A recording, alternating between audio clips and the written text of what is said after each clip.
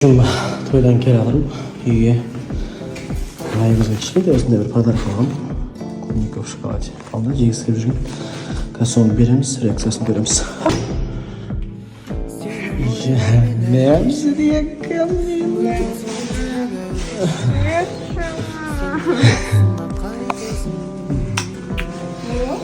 Ha?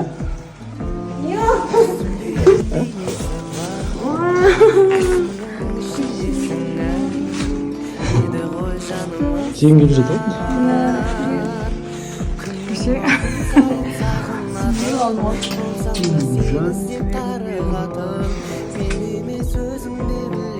Size bunu diyeyim. Sıraç. Ko'tarilmi? Qo'saqdan. Bugun Napkinmen және сестренкаммен кездесуге келдім. Жаным, Айзере мен Айока. Мына жерде Джису балапан. Апортқа келгенбіз. Ал енді қырғыз елі. Вы такой мудрый, дружелюбный, веселый, классный народ. И я никак не хотела задеть, обидеть кого-то. Алдыңғы сторисе про колпак мне пишут.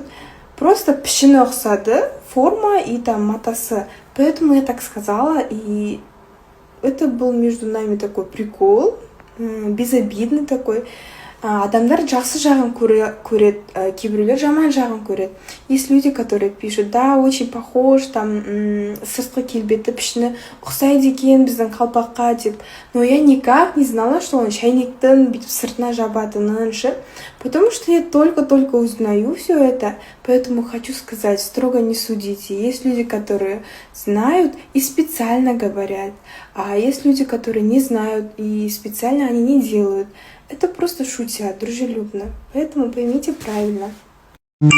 Ал енді шашты жуып, макияжды жуып, пижамамды киіп, нормально ұйқыға жату керек болып тұр. Бірақ мен ұйықтамастың алдында бір шай ішіп алатыным бар, бірақ білмеймін, енді өз-өзімді бір қолға алып жүрмін, тәтті көп жемейін, шай көп ішпейін десем де болмай жатыр.